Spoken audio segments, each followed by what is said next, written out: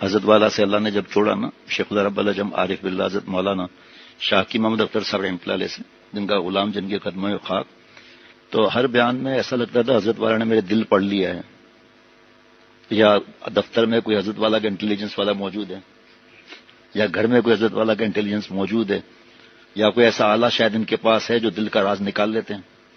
یہ تو بڑا مسئلہ ہے، اس کا مطلب جائے نہیں ہم۔ لیاری میں بیان ہوا، کھل کر بیٹھیے گا تاکہ دوسرے کو مشکل نہ ہو، شاباش۔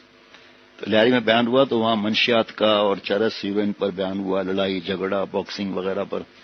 تو جمعہ کا بیان تھا، ختم ہوا، جاتا نہیں ہوں جمعہ پر کہیں بھی، تو یہاں پہ دوسرے لوگ بھی دور سے آتے ہیں، لیکن کچھ ایسی مجبوری ہے تو جانا پڑتا ہے۔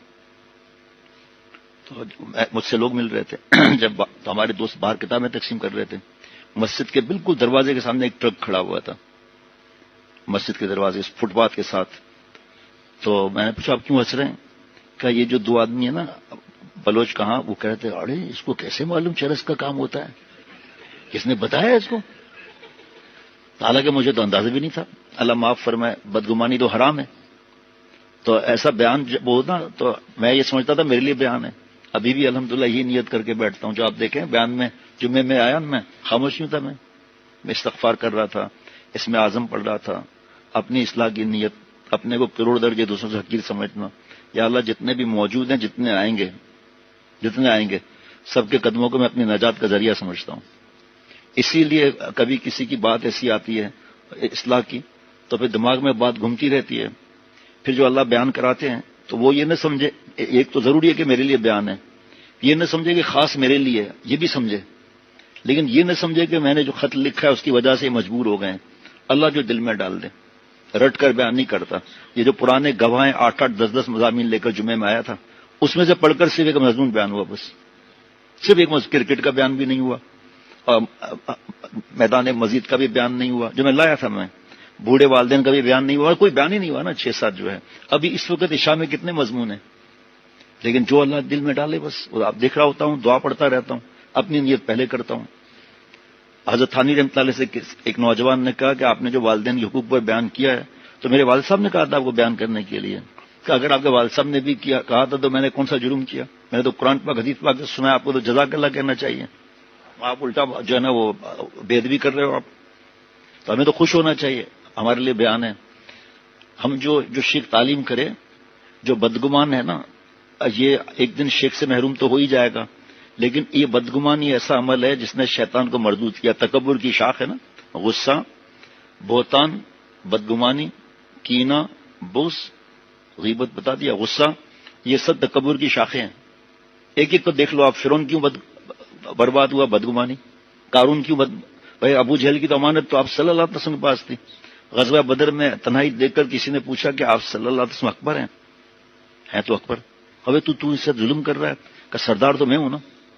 دیکھیں تکبر، بدگمانی، یہ دیکھتے تھے آپ صلی اللہ علیہ وسلم کی آنکھیں مبارک، کے 2 آنکھیں مبارک ہیں ہمارے پاس بھی، ناک ہمارے پاس بھی ناک۔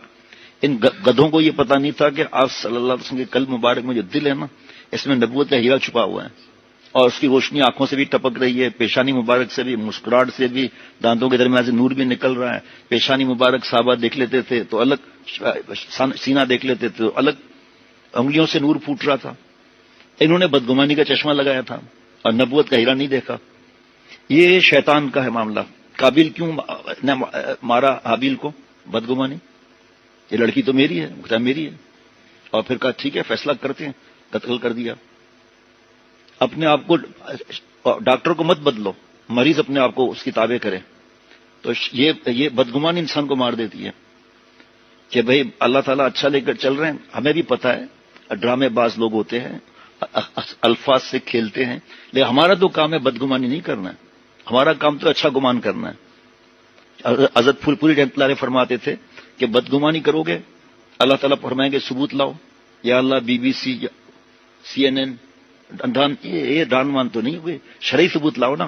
شرعی ثبوت نہیں آئے گا، پھانسی کا پھندا پڑے گا گلے میں، اور اچھے گمان پر ثواب مل جائے گا۔ اچھے گمان کا نقصان بتا دو، اور برے گمان کا میں آپ کو بتا دیتا ہوں، بتا دیتا ہوں۔ اچھے گمان پہ آپ لاؤ، کیا لاؤ گے آپ؟ اب یہ جو جس کا دماغ گھٹیا ہوتا ہے نا، وہ ہر ایک کو حقیر سمجھتا ہے۔ قریب رہ کے بھی محروم ہیں. جیسے دریائے گاؤ ہے، وہ جب دریا سے نکلتا ہے دریائے گاؤ تو ہیرا رکھ کر سوسن ریان چڑھتا ہوا آگے چلے جاتا ہے. اوپر مولانا رومی رحمۃ اللہ علیہ فرماتے ہیں وہ تاجر بیٹھے ہوئے ہیں کیچڑ کے مٹکے لیے ہوئے، جلدی اس پہ ڈال کے اوپر بھاگ جاتے ہیں. اب جب وہ واپس آتا ہے ہیرا نہیں ملتا تو ایسی چیخیں مارتا ہے، ایسے ٹکریں مارتا ہے درختوں کو. اور تاجر بھی بزنس مین بھی ایسے درخت پہ بیٹھتے ہیں جس کو گرا نہ سکے، چیخیں مارتا ہے. یہ وہ تاجر حضرات کو جو بیت الخلاء میں نکلنا تھا وہی نکل گیا ڈر کے بارے. یہ کیچڑ کے پاس آیا، ادھر کی ادھر ہیرا ہوگا، چلا گیا. تو ہم بھی اپنے اساتذہ سے، پھر یہ جو لوگ بدگمان ہیں، آپ یقین کرنا صحابہ رضوان اللہ علیہ مجمعین پر ان کی بدگمانیاں جاتی ہیں سلف صالحین سے، کیونکہ مرض ہی ایسا ہے نا. یہ اچھا گمان جو ہے نا، یہ ذرہ ہے نا، ذرہ مائکروسکوپ میں دیکھو گے تو پہاڑ بنا ہوا ہوگا، اور بدگمانی جو ہے پہاڑ کو بھی زیرو کر دے گی. سبھی غلط ہے. تو قرآن پاک میں منع ہے بدگمانی، تو حدیث پاک میں بھی منع ہے. اس کا دل اللہ کے لیے قابل ہی نہیں رہے گا، سڑا ہوا رہے گا، ہر وقت مخلوق میں گھسا ہوا ہے. اگر وہ پیر بھی پکڑ لے نا کہیں گے نہیں ڈرامہ ہے پہلے نمبر کا. اب یہ بتاؤ بدگمانی بھی ہے، جھوٹ بھی ہے، غیبت بھی ہے. چلو اصلاح کے لیے تو بتانا منع نہیں ہے، وہ تو غیبت نہیں ہے، لیکن آدمی سوچے میں سڑا ہوا کتنا ہوں، میرے اندر بدبو کتنی ہے. کیونکہ یہ تو اپنے اولاد پر ہی بدگمانی کرے گا، بیوی پر، ماں باپ پر، شیخ پر، اپنے اساتذہ پر. یہ تو ہزاروں صفات بھی کم ہے بدگمانی پر. اچھے گمان میں کیا مسئلہ ہے؟ کسی نے کہا حضرت والا ہم دیکھ رہے ہیں کہ ایک آدمی جو ہے نا شیو کیا ہوا ہے، حرام کام کیا ہوا ہے، ہم جانتے ہیں کہ یہ شرابی ہے، ہم جانتے ہیں زانی ہے، ہم کنفرم ہے، ہمیں پتا ہے، رات بن طبلہ سارنگی وغیرہ، تو اس سے ہم کیسے اچھا گمان کریں؟ پھر میں یہ سوچوں اب اس نے توبہ کر لی ہوگی، داڑھی تو بھی آئی نہیں ہے، توبہ کر لی، اللہ کا پیارا ہو گیا. بھائی ہم تو کہتے ہیں کہ سامنے والا ڈرامہ ہے 1 گھنٹے کا ہے یا 15 گھنٹے کا ہے، ہم کہتے ہیں صحیح، آپ صحیح کہتے ہو ڈرامہ ہے. تو نے کیا کرنا ہے یہ بتا، زیادہ بک بک مت کر، تو نے کیا کرنا ہے یہ بتا. تو آپ کہتے ہو ڈرامہ ہے، ہم کہتے ہیں 100% ڈرامہ ہے. چلو ہم بھی بدگمانی کرتے ہیں، چلو گناہ گار اللہ بچائے، آپ کو تو سمجھانے کے لیے بتا رہے ہیں. ہاں واقعی ایسا ہی جیسا آپ کہتے ہو. پھر آپ کو کیا کرنا ہے؟ 1000 دفعہ ڈرامہ کرے، 1000 دفعہ. یہ نقل پر اللہ ملتے ہیں، فاتبعونی. اسی لیے عالمگیر رحمت اللہ کے پاس ایک ایکٹر آیا، بہروپیہ آپ سمجھیں گے نہیں، ایکٹر آیا کہ اگر میں آپ کو ہرا دوں تو آپ کیا دیں گے مجھے؟ کہ میں آپ کو 100 اشرفیاں گولڈ بارس دوں گا سونے کی. وہ بہروپیہ ایکٹر جو ہے نا کپڑے پھاڑ کر منہ ٹیڑھا کر کے زبان کر کے آیا، تو دے دو دے دو. کہ تو وہی ہے، پہچان لیا، چل چھٹی. بڑے الگ الگ ایکٹنگ کر کے آتا تھا. حضرت عالمگیر مومن کی فراست سے بھی ڈرنا ہے نا بھائی. جب قرآن پاک میں لکھا ہے کہ برائی کا بدلہ بھلائی سے، تو تم کہتے ہو ڈرامہ ہے. جب آپ کہو گے ڈرامہ ہے تو آپ کو ہر چیز کا آپ آگے بڑھو گے ہی نہیں. آپ شیخ کے پاس تو حاضر حاضر، اللہ اللہ الا اللہ الا اللہ.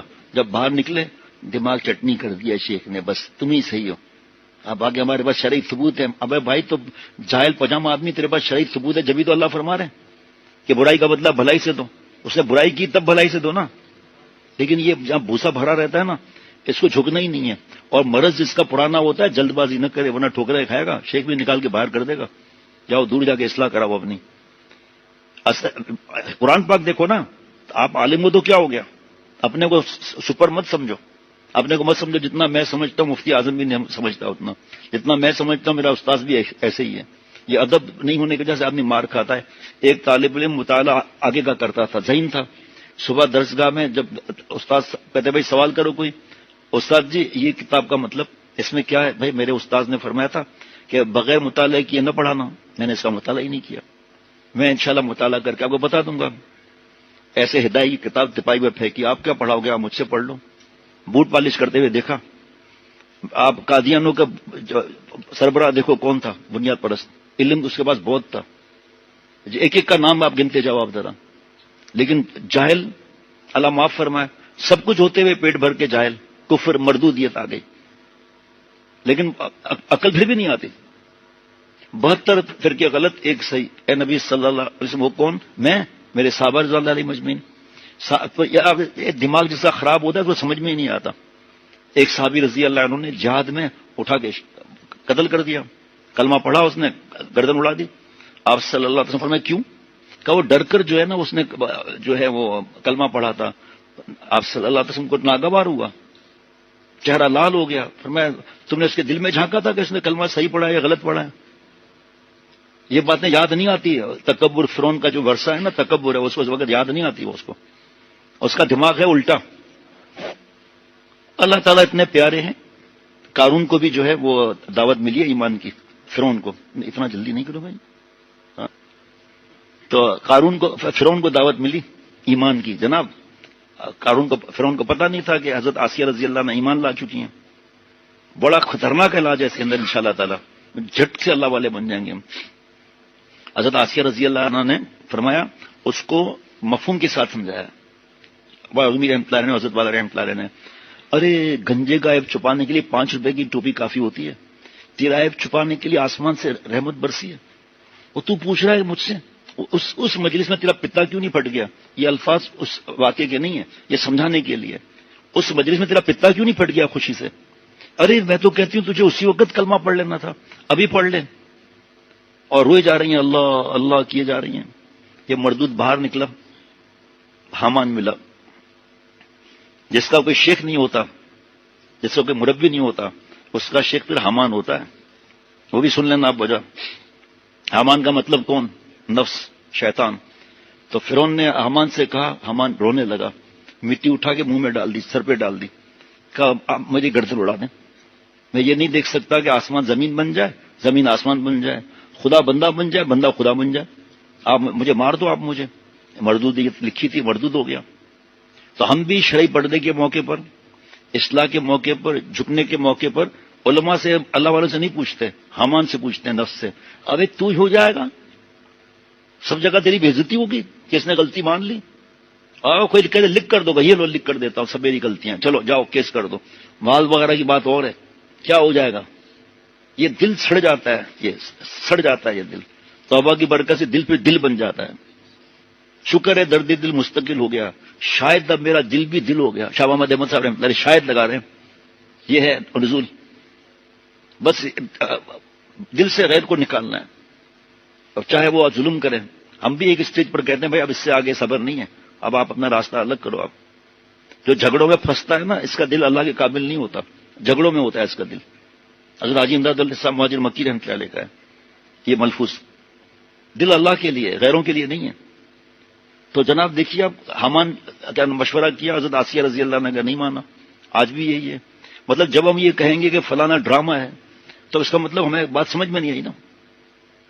الفاظ کو آدمی چومنا چاہیے، ایسے الفاظ کو تو، اور 100% یقین رکھنا چاہیے سچا آدمی ہے یہ، جی ثواب ملے گا. اب جس کے دماغ میں یہ ہے کہ یہ ڈرامہ ہے، وہ تو خود ہی ڈرامہ بن جائے گا، وہ خود ہی ڈرامہ بن جائے گا. تو یہ چیز سمجھنا ہے، یہ دل میں بدگمانی کو جگہ ہی نہیں دینی ہے. تو دیکھا مشورہ کیا غلط. تو دریائے گاؤں آیا کیچڑ کے پاس، اس میں کدھر سے آیا، پھر چیخے مارتے مرتے دریا میں چلا گیا. نیچے اترے تاجر، اور انہوں نے استنجا بھی نہیں کیا، لہیرا لے کے بھاگ گئے. تو آپ صلی اللہ علیہ وسلم کے نزدیک تھے کفار، منافق، بدماش. اللہ نے دکھا دیا، میرے محبوب کو دیکھو، بچپن دیکھو، میرے لاڈلے کا لڑکپن دیکھو، میرے انبیاء علیہ الصلوۃ والسلام کے سردار کی جوانی دیکھو. 40 سال تمہیں دکھا دیا، صادق امین تم نے کہا. کوئی صفحہ پر آ کر آپ صلی اللہ علیہ وسلم فرما رہے اگر میں کہوں پیچھے لشکر ہے تو سچے، آپ صادق امین ہیں. پھر جب نبوت کا اعلان ہوا تو کیا ہوا؟ بدگمانی، تکبر. ابو طالب نے کیا کہا تھا؟ اے چچا آپ کا وقت قریب ہے. آپ صلی اللہ علیہ وسلم فرمایا نبی کے کان میں کلمہ پڑھ لو، نبی تیری گواہی دے گا. کہا بھتیجے دوزخ میں جانا منظور ہے، بھتیجے کے ایمان نہیں لوں گے، لوگ کیا کہیں گے کہ بھتیجے کے دین پر آ گیا. دیکھیے یہی بات ہو جائے، اکڑ، بدگمانی. اصلاح تو اس کی ہوتی ہے جو کہتے آپ نے کہہ دیا اب ہماری عقل نہیں ہے، اب ختم معاملہ ہے. لیکن عقل نہیں ہے تو موقع پر مجھے اللہ یاد نہیں آتے، موقع پر سنتے یاد نہیں آتی، موقع پر میں پاگل ہو جاتا ہوں.